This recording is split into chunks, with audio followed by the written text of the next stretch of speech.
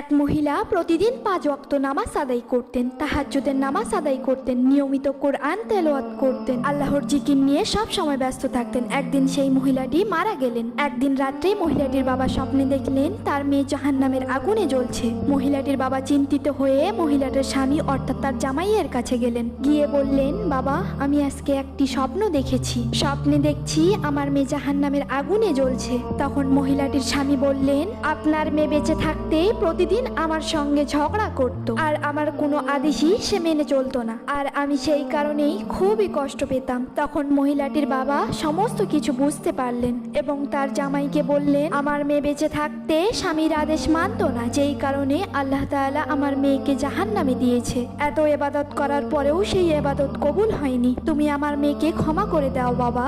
তখন মহিলাটির স্বামী মহিলাটিকে ক্ষমা করে দিলেন এবং আল্লাহ তাআলা সেই মহিলাটিকে জান্নাতবাসী করলেন। বন্ধুরা, নিজের স্বামীকে অসন্তুষ্ট করে রাখলে হাজার ইবাদত করলেও জান্নাত পাওয়া যায় না।